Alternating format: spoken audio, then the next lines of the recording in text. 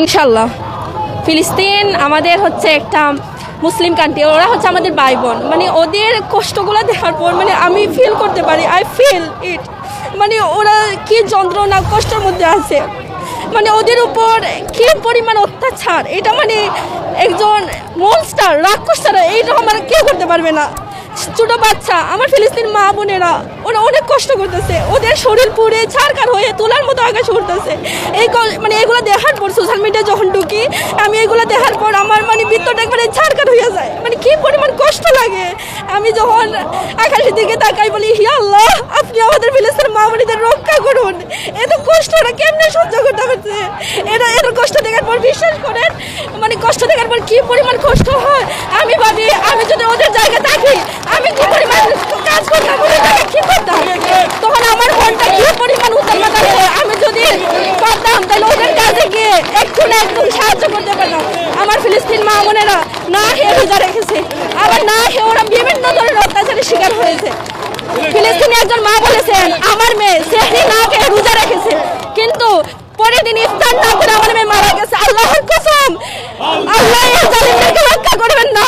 আল্লাহ বলে আছেন আল্লাহ সব দেখতেছেন, ফিলিস্তিনি বাচ্চারা অনেক কষ্ট করে, ওদের শরীরটা একবারে তুলার মধ্যে আকাশ উঠতেছে, কি পরিমাণ কষ্ট ওরা যন্ত্রণা এক আল্লাহ ছাড়া কেউ দেখতেছে না।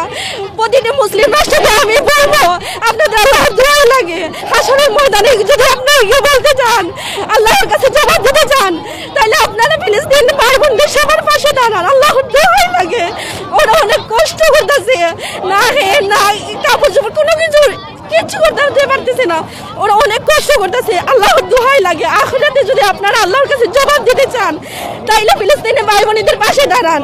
আমি আরব রাষ্ট্রদের সবাইকে বলবো আপনারা যে যতটুকু পারেন ইসরায়েলের বিপক্ষে দাঁড়ান, ইসরায়েলকে বয়কট করুন।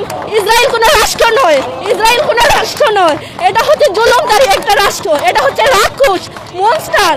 এরপরে যদি আর কোনো কিছু থাকে তাহলে আল্লাহ বলবেন এইটা হাসরের ময়দানে এই ফিলিস্তিনি বাচ্চাদের কান্নার আওয়াজ আল্লাহু আকবার, সব আল্লাহ এক এক করে সবকিছু আল্লাহ সবকিছু নিবে, সবকিছু আল্লাহ নিবে। অনেক কষ্ট করতেছে ওরা, কারণ ফিলিস্তিনের প্রতিটা ভিডিও সোশ্যাল মিডিয়ায় এখন ভাইরাল, কারণ ওদের কি পরিমাণ কষ্ট অত্যাচারের শিকার হচ্ছে এটা ইতিহাসে লেখা থাকবে এবং এই সংগ্রাম গৌরবময় সংগ্রাম হয়ে থাকবে। ইনশাল্লাহ আমি আমার বাড়িটার ডান পাশে বাম পাশে পিছনে সামনে যেদিকে হোক আমি এক পায়ে দাঁড়িয়ে ওদের সাথে কাজ করব, এক পায়ে দাঁড়িয়ে ওদের সাথে যুদ্ধ সংগ্রাম করব। যতটুকু আমার সাধ্য অনুযায়ী থাকবো আমি ততটুকু গিয়ে কাজ করবো, ওদের সাথে সংগ্রামে নামবো। এইটা হচ্ছে ইসলাম, কোরআনে বলা আছে এই যুদ্ধটা হবে, ইসলামের এই যুদ্ধটা হবেই যে হবে। এই যুদ্ধে প্রতিটা মুসলিমদের সংরক্ষণ, প্রতিটা মুসলিম অংশগ্রহণ করা দরকার। আমি গিয়ে যুদ্ধ করবো আমার ভাই বোনদের জন্য, আমি মরতে রাজি, আমি প্রাণ দিতে রাজি, কারণ ওদের পাশে আমাদের মুসলিমদেরকে দাঁড়াতে হবে, অন্য কেউ দাঁড়াবে না।